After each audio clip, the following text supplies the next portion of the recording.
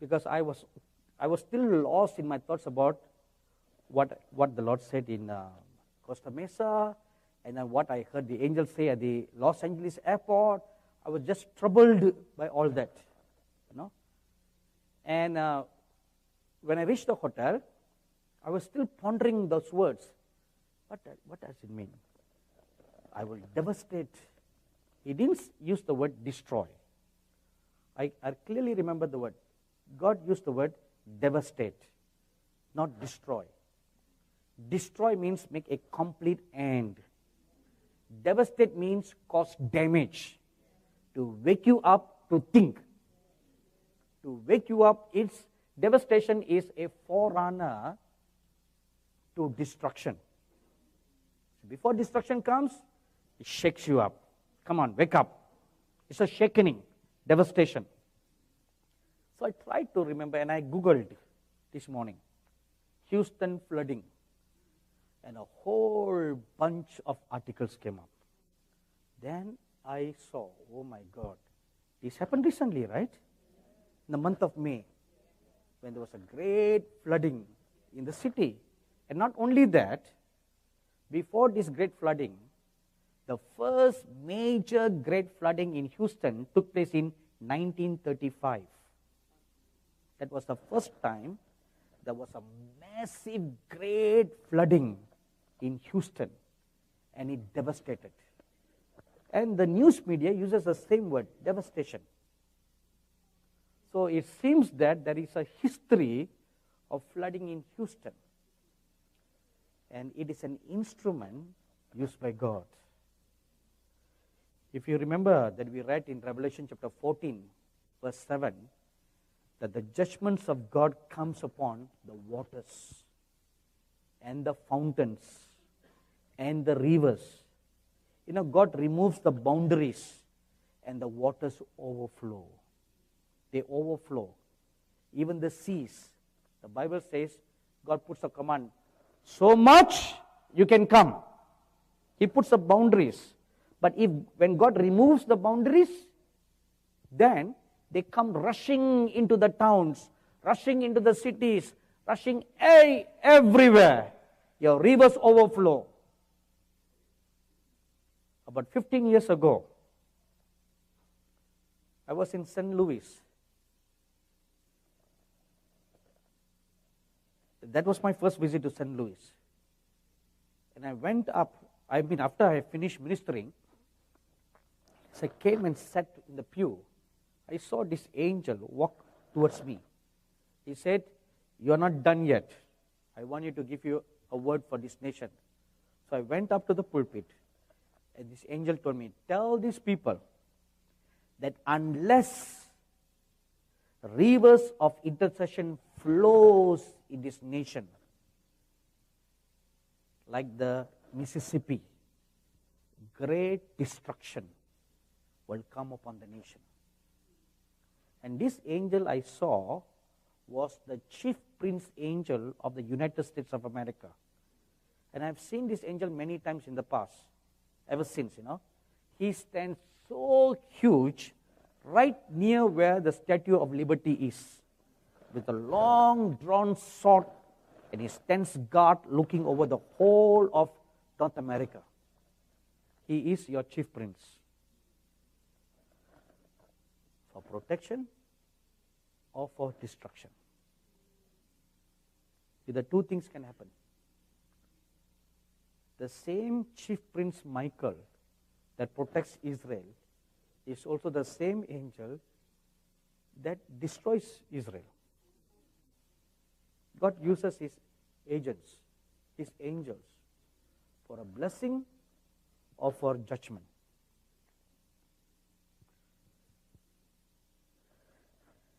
The sins of USA are more than the sins of others. If you read Ezekiel chapter 5, verse 6, my dearly beloved brothers and sisters, the nature of God is like this. Before God judges, he sends his prophets to warn. So many prophets, not only those who are from outside the US, even from American prophets, true prophets, not those who just explain away everything. We don't want to hear those prophets. True prophets, God raised them up to warn the nation of judgments. And God also shows signs and wonders in the heavens. A lot of people in the last 2 years have heard of shofar being blown in the skies. Have you heard of that? See, strange signs. You know, a shofar is a sound of a warning. It's a sound of a warning. A sound for war. A sound of warning. A sound of get ready. Or a sound of it's going to come. It means many things. Now you have heard, people from many parts of the US have reported they have heard this sound of a trumpet, sound of a shofar being blown from coast to coast. God has spoken through His prophets. God has spoken from the heavens. What more do you want? Two immutable, unchangeable evidences, voices that God has spoken. But what do we do?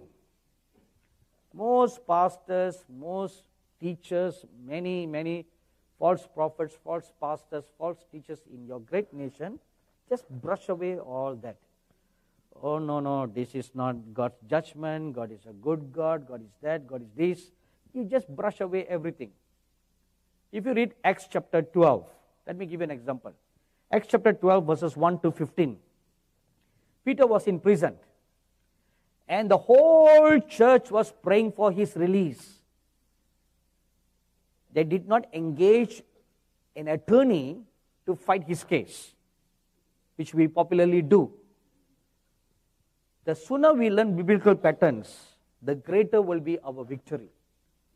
Rather, the whole church fasted and prayed day and night. A chain prayer was done by the church for Peter's release.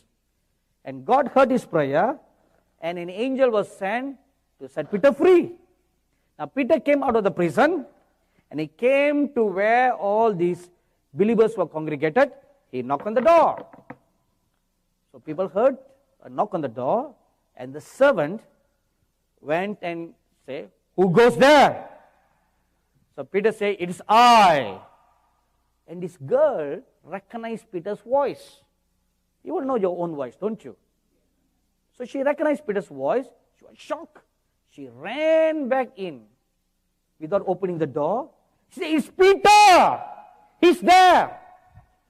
Now look at how the church reacted. This is the church that was praying day and night for his release.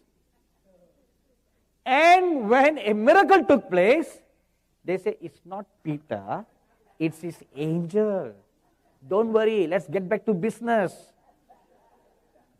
So what did they do?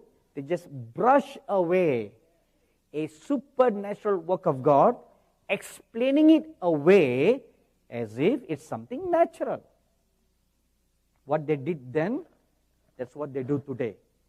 Just explain away everything.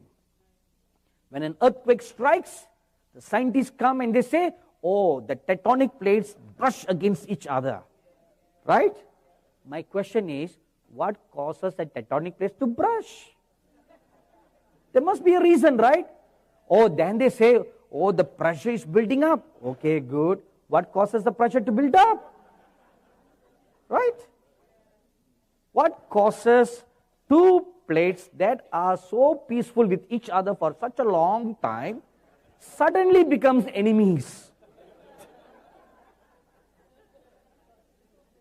Suddenly, it is a Mike Tyson and an enemy fighting. Holyfield and Mike Tyson. And one bites the ear of the other. Nobody forgets that till today, you know. Right? So what causes the plates to brush against each other? There must be some reasons, right? You know, I have seen And I have another wonderful prophet of God in India who has seen the angels stamping their foot down on the ground, and that causes the shaking of the plates. Nothing happens just by itself. It must be triggered, right? So before God sends judgment, He warns us. And the Bible tells us in Ezekiel chapter 7 verse 9, when the day of His judgment comes, when He lifts up His hand to judge,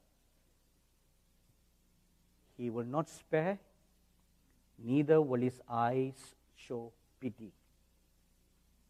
When it is marked for judgment, it's marked for destruction, He will not spare any longer. And what I fear for you very much now is what just happened yesterday, the Supreme Court judgment. It has thrown open the nation for God to look at her and judge her. You know, I remember hearing from a very, very respectable prophet of God from the US who received a word from God like this. Among the many words that he has received, many things have come to pass. And one word was, the day you see the gays and the lesbians coming out of the closet, that is the day, the last days. Means they are no more hidden. They no more keep their shameful, sinful life a secret. They come out of the closet and they're making an open claim to that. Unashamed. Openly saying, this is what? So what? It's good. Right? From small, I had a womanly kind of instincts. So right now, I've decided to change my gender from a male to a female. That made news. Right? You know who I'm talking about. That made news and waves. Now, look, a celebrity like that, when they come out and make a statement like that, you know, those are the devil's prophets. They are the devil's apostles and the devil's prophets. When they come and make a statement like that, it's like preaching a word, it's okay. Hey, it's okay. An alternate lifestyle is okay. That's the message they are preaching. The gospel they are preaching. And what will happen to all the millions of hits that he or she received? Overnight, he had 1 million tweets, followers. Right? Now, what will all the followers adopt? That lifestyle. You know, yesterday I had a lunch with a believer in California, and he works for the government agency that treats people who have this kind of dubious lifestyles and are homeless people and all that. And he's doing a master's degree in psychology, and he told me yesterday that in the state of California, a large number of Christians are adopting dogs, buying dogs, whereas a large number of the gay people are adopting babies. 40,000 so far. 40,000 gay couples have adopted 40,000 babies. Now I want you to imagine like this.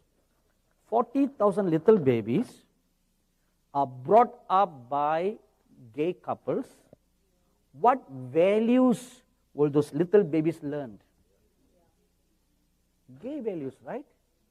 So, you know what is happening in your great nation now? They are preparing the next generation. You are going to become a nation of gays,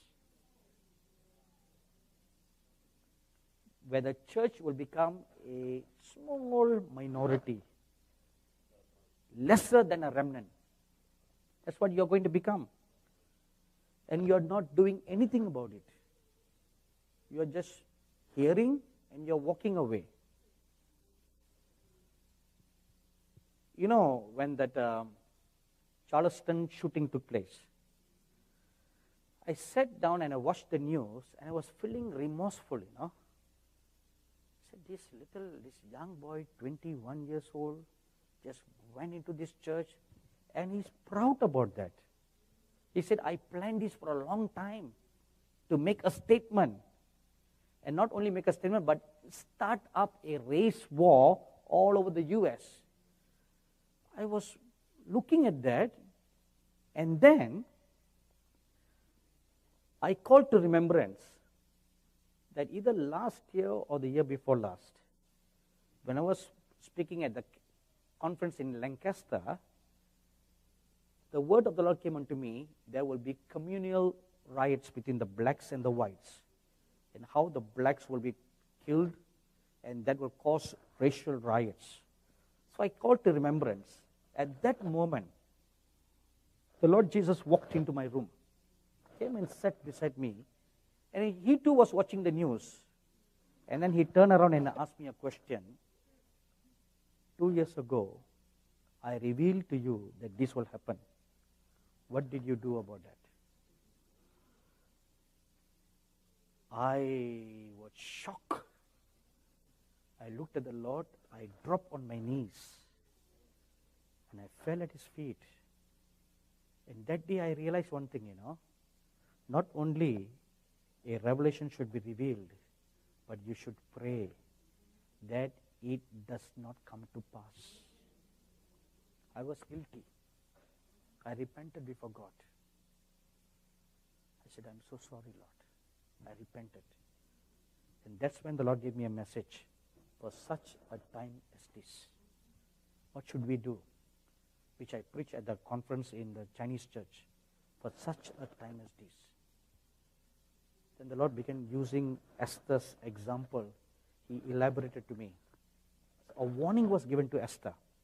What did she do? She did not walk away. She did something about it. She fasted, she prayed. As a result, the destruction was averted. If the 600 people who heard your prophecy that day had done something about it, prayed that there won't be a racial riots, that killing would not have taken place. That incident in Ferguson would not have taken place.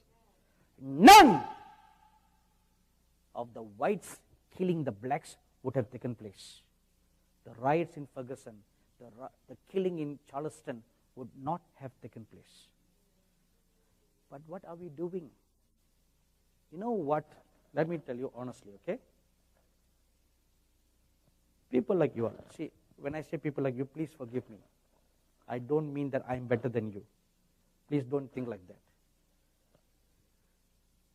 Remnant people like you all, who go to such meetings like this, good people like you all, who don't want to hear sugar-coated message. But you know a mistake you make? You hear, you just walk away. You are worse than those who hear a sugar-coated message. You are worst. Because you hear, you know, what did you do about it? You heard it. What did you do about it?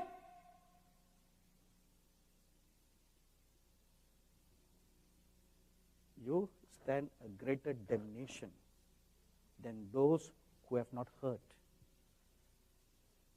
The remnant church must not only hear the prophetic word of God, you must do something about it. You must bend your knees and pray. Bind that such a thing must not come to pass. If you do that, then no destruction will come to the shores of your nation. We all stand guilty before God. You know, we have a television network called Angel TV. And the prophecies that I deliver, we make into little fillers and we telecast it 24/7. And our network is also available in the United States. And people are watching. Hundreds and thousands of people on the DTH system, they are watching our channel. They heard it. Oh. This is our reaction. Oh. Period. That's all our reaction is. Oh. Period. We walk away. We buy the CDs. We buy the DVDs. We take down notes. Period. What do you do about that? For such a time as this. Mordecai told Esther, if you will not do anything about this, you and your household shall be destroyed. If destruction comes, you also suffer. Right? When the flooding came, you also suffer. When a typhoon comes, it brooms through, wrecks apart through a nation, you suffer loss. Right? The earthquake strikes, you suffer loss. So don't think you'll be spared. Don't think you'll be spared. You must bend your knees. This is what God is now expecting the remnant church to do. Come on, bend your knees. Lift up your hands and cry out. Lord, spare our nation.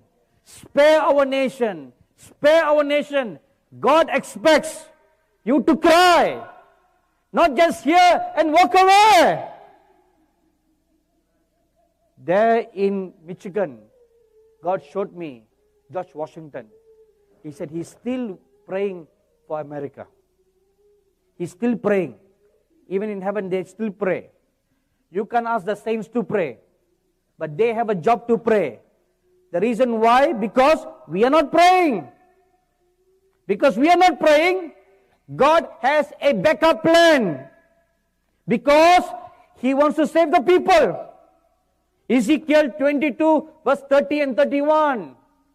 I looked for a man to stand in the gap, and I found none. So my own arm brought the judgment. So if there was someone who stood in the gap, the arm of God would not have brought judgment, but it would have brought salvation. What have you done? What have you done for such a time as this?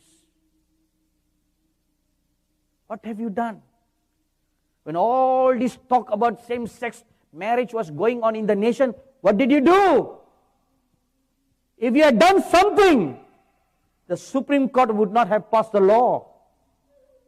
If you had prayed, Obama would not be in office. And if Obama was not in office, the liberals would not have become judges. 2008, before the elections, I was in Louisiana. And after Louisiana, actually this is my third visit to Houston. I was flying from Baton Rouge to Houston for a meeting for a church. And because of bad weather, the plane circled around Austin for about half an hour to 45 minutes before it came to Houston. And as the plane was circling, I was praying, fasting and praying for the election. This was in 2008.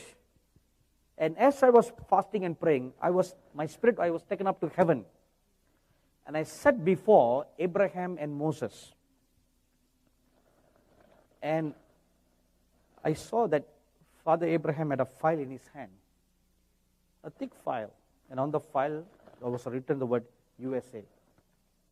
And he looked at me and he said, Obama will be elected to office.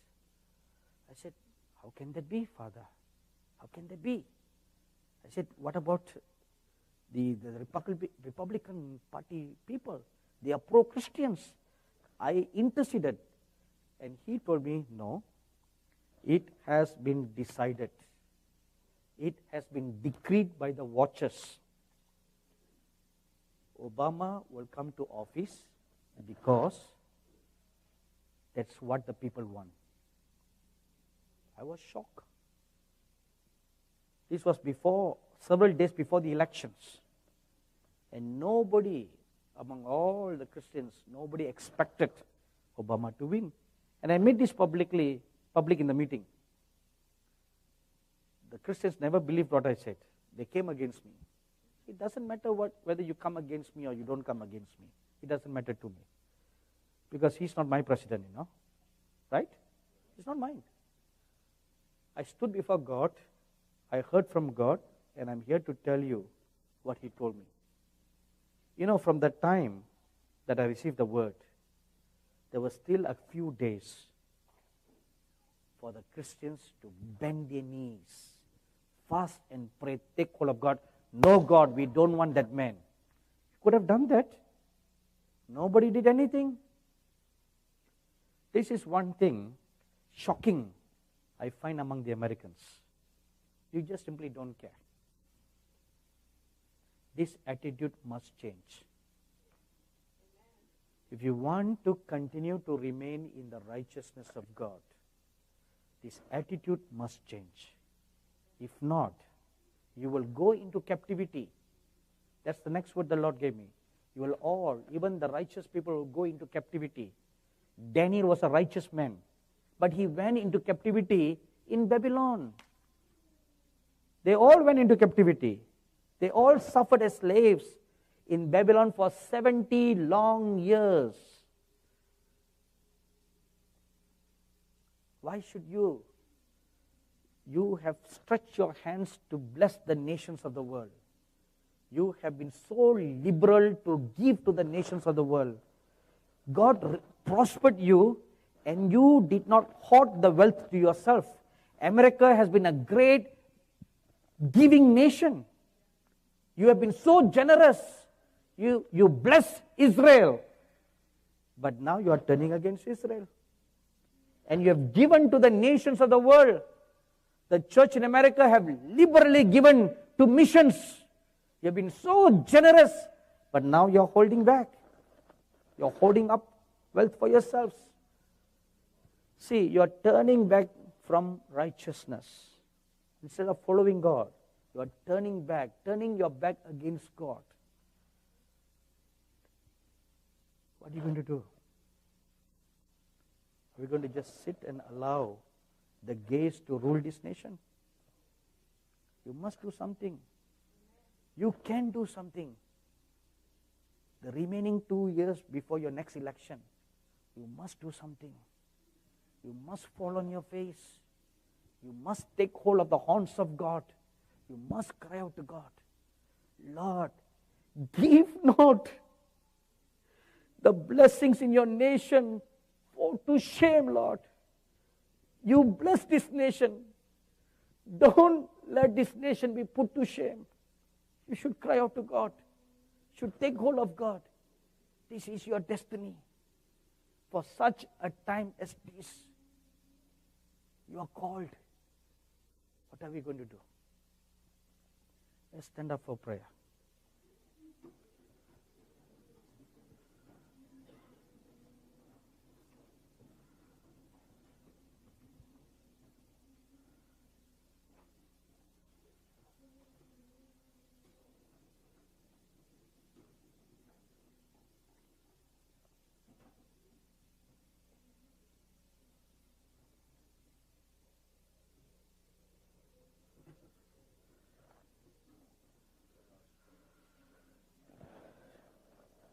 The prophet Jeremiah said, oh, let my head be fountains, be waters, and my eyes a fountain of tears.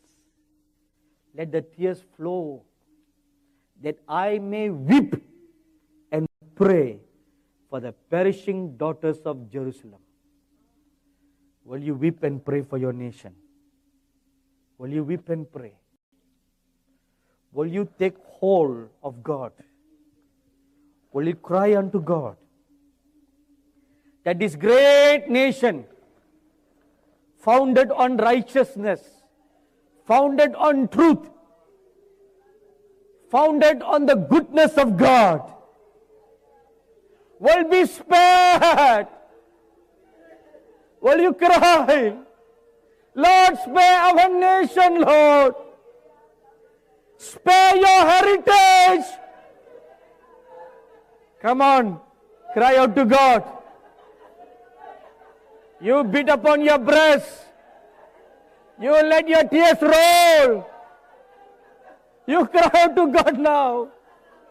You cry out to God now. Your cries, your tears, your intercessions avails much.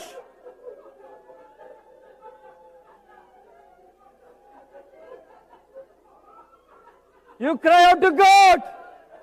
Lord, don't turn us over to captivity.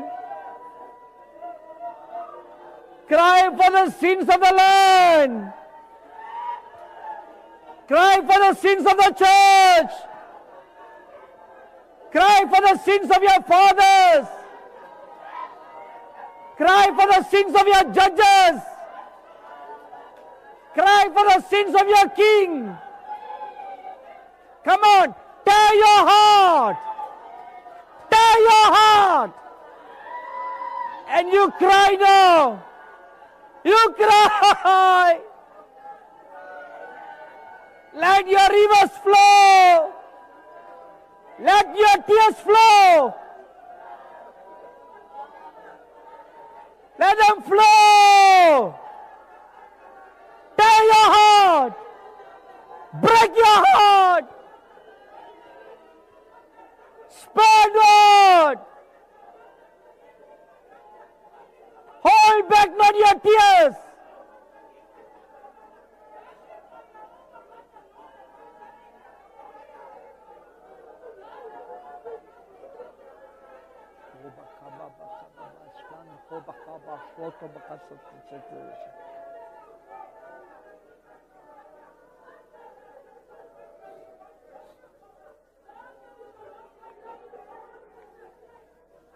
شخور حد سکه باشد و مخاص لحبا کباشد او کیس لحبا کبا باشد او مکیش تو بکبا باشد او کبا بشلند بکبا باشد کار بکاسد ریشی تو بکشد مشو تو بحاک سی تو بکاشد مهر استقل بخا باشد بکشد هو حاکس لیت بکشد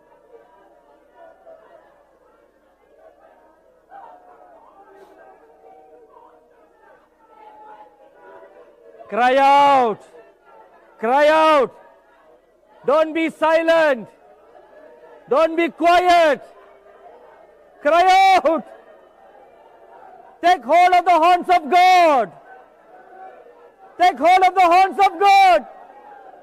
And you cry out now. You cry out. Let your tears flow.